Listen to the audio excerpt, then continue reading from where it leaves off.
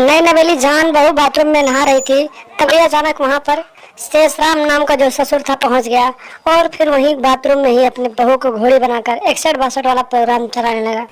नमस्कार दोस्तों, ASN crime affair channel में आप सभी प्यारे दर्शकों का स्वागत है। दोस्तों, एएसएन क्राइम अफेयर चैनल को आप सभी लोग सब्सक्राइब कीजिए, वीडियो को लाइक कीजिए, वीडियो को ढेर सारा शेयर भी कीजिए। दोस्तों, 50 साल का शेषराम जब उसके बेटे की शादी हो गई और उसका बेटा जब अपनी नई नवेली जवान पत्नी को छोड़कर पैसे कमाने के लिए परदेश चला गया, तो फिर उसकी नई नवेली जो जवान बीवी थी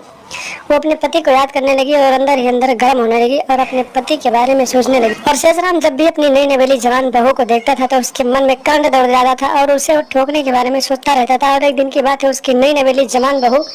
बाथरूम में नहा रही थी, तभी अचानक शेषराम की नीयत बिगड़ गई और फिर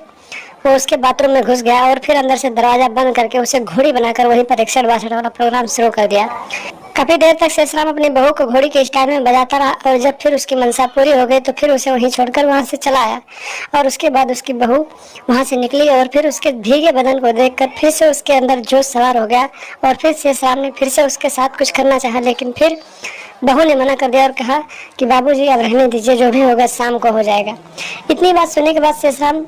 समझ जाता है कि आखिर उसकी बहू भी चाहती है कि वो उसे ठोकता रहे। और फिर जब रात होती है, बहू खाना बनाती है और फिर ससुर और बहू एक ही बिस्तर पर लेट जाते हैं और फिर पूरी रात दोनों का क्रिकेट मैच चलता है और इतने जोरदार तरीके से क्रिकेट मैच दोनों खेलते हैं कि फिर इन दोनों की छक्के और चौके की बरसात पूरे रूम में गूंज रही होती है।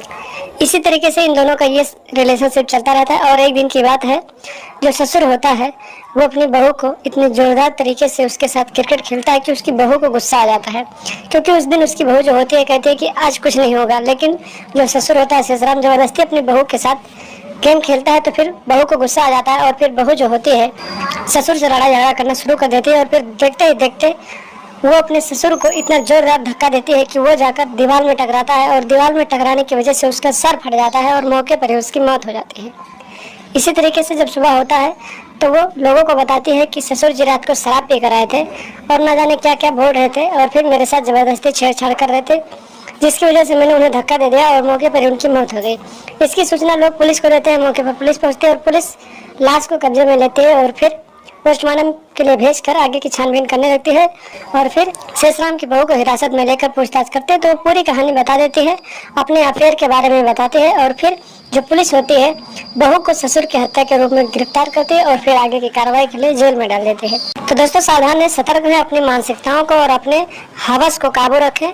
क्योंकि आपके हवस के नशे के चक्कर में आपकी जान जा सकती है, जिस तरह से शेषराम की जान चली गई। तो दोस्तों, सावधान है, सतर्क रहें, अपना और अपनों का ख्याल रखें और अपने यार दोस्तों को भी सावधान रखें और लगातार हमारे साथ बने रहें। हमारे चैनल को सब्सक्राइब कर लें और हमेशा देखते रहें एएसएन क्राइम अफेयर।